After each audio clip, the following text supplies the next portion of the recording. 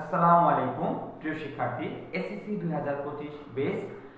যারা প্রিয় শিক্ষার্থী ময়মনসিংহ বোর্ডের 2024 সালের এই চলতরিৎ প্রশ্নটা দেখেছো প্রিয় শিক্ষার্থী, তাদের উদ্দেশ্যে আমরা বলতেছি এই চলতরিতের যে ময়মনসিংহ বোর্ড 2024 সালের একটি অন্য টাইপের একটা প্রশ্ন।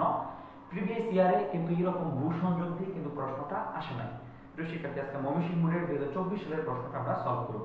প্রিয় শিক্ষার্থী, ভূ সংযোগ রিলেটেড যে সার্কিট বা চলতরিতের প্রশ্ন সলভ করতে হয় এই বিষয়ে আমরা একটু বেসিক আলোচনা করব। দেখো, বেসিকটা আগে আমরা জানি।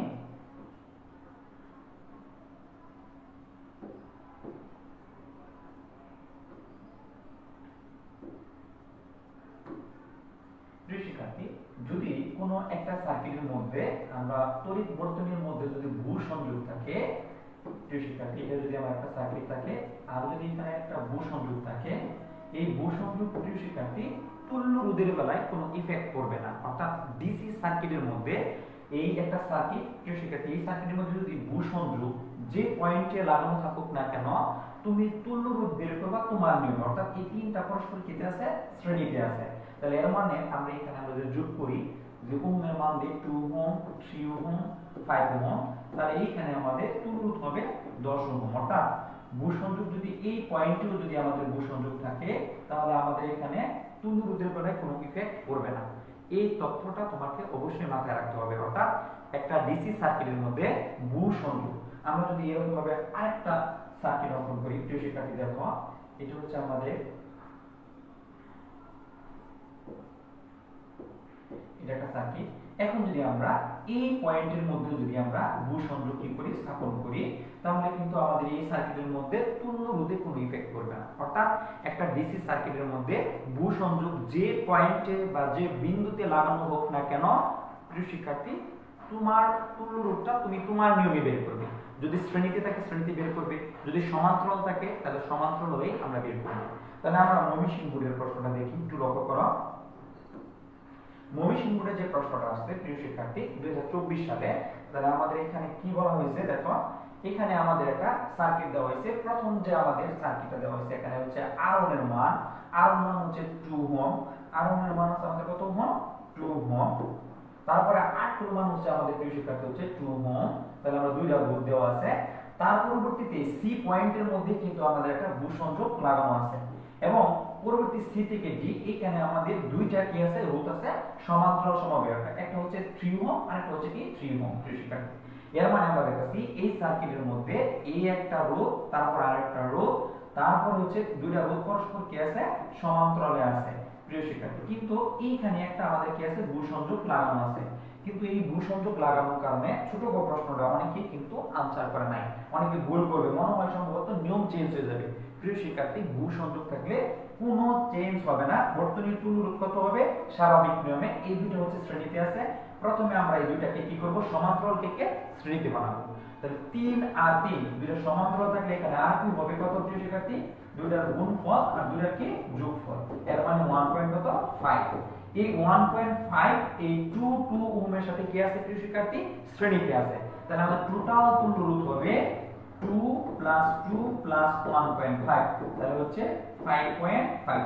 এটি হচ্ছে আমাদের ময়মনসিংহ বোর্ডের ছোট প্রশ্নের উত্তর, বর্তনীর তুল্য রোধ নির্ণয় করা। অর্থাৎ প্রিয় শিক্ষার্থী মনে রাখবা, কোন একটা সার্কিটে যদি, কারণ আমাদের এই 9, 10 বা ইন্টারমিডিয়েট সবগুলো সার্কিট হচ্ছে ডিসি, ইউনিভার্সিটিতে এসি, এসির মধ্যে ভূ সংযোগের একটা প্রভাব আছে, কিন্তু ডিসি সার্কিটের মধ্যে ভূ সংযোগ যে পয়েন্টে থাকুক না কেন তুল্য রোধে কোনো ইফেক্ট নাই।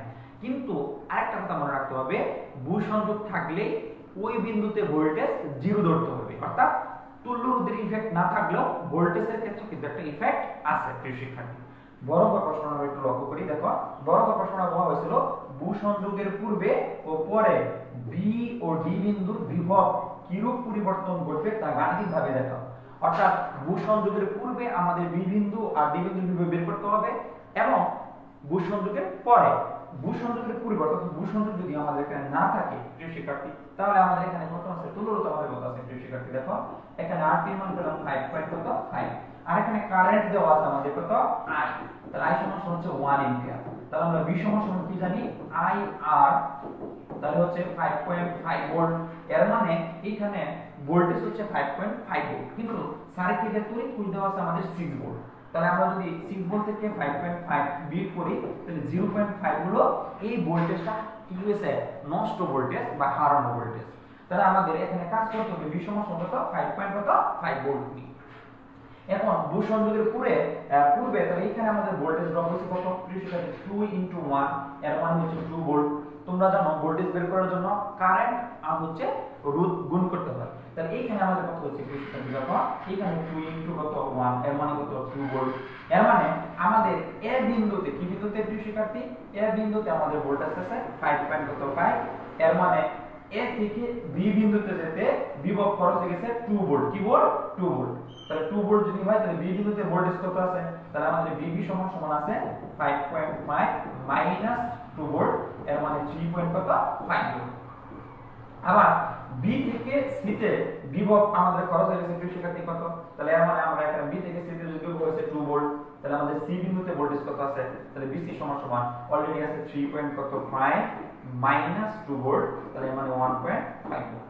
অর্থাৎ আমরা ভূ সংযোগ টি ভূ সংযোগের পূর্বে আমরা বের করতেছি। তাহলে আমরা ভূ সংযোগের পরে আমরা কি দেখলাম এর মানে আমরা দেখলাম বি বিন্দুতে ভোল্টেজ আমরা পেলাম কত বি বিন্দুতে ভোল্টেজ পেলাম সেটা 3.5 আর সি বিন্দুতে ভোল্টেজ হলো 1.5। সেম ভাবে আমরা যদি ডি বিন্দুতে ভোল্টেজটা বের করতে চাই তাহলে আমরা কত হবে এই সার্কিট যারা আছে প্রিয় শিক্ষার্থী দুটো সমান্তরাল কি হয়ে যাবে আমরা যদি করি তাহলে হচ্ছে 1.5 এইখানে আমরা যদি কারেন্ট দিই তাহলে 1.5 ভোল্ট এবং ডি বিন্দুতে প্রিয় শিক্ষার্থী সেখানে আমাদের ভোল্টেজটা কি হয়ে যাবে 0। এটা হচ্ছে আমাদের ভূ সংযোগের পূর্বে। তাহলে ভূ সংযোগের পূর্বে আমরা প্রিয় শিক্ষার্থী কি পেলাম অর্থাৎ আমরা বি বিন্দুতে আর সি বিন্দুতে ভোল্টেজটা বের করলাম ডি বিন্দুতে আমরা কি করলাম ভোল্টেজটা বের করলাম।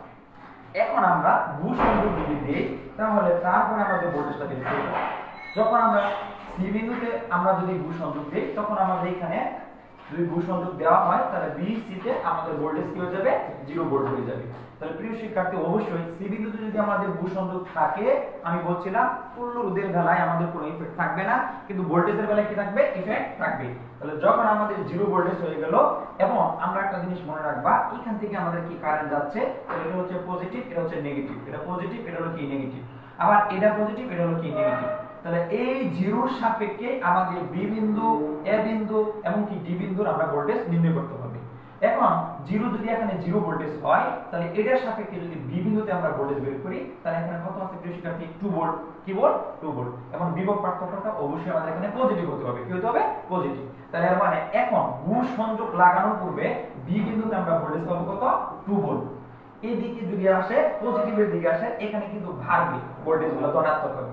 আর যদি আমরা জিরোর সাপেক্ষে সি বিন্দুর সাপেক্ষে ডি বিন্দুতে যদি ভোল্টেজ বার করি অর্থাৎ সি বিন্দুর সাপেক্ষে ডি বিন্দুতে ভোল্টেজ যদি বের করি এটা হচ্ছে নেগেটিভ ভোল্টেজ হবে।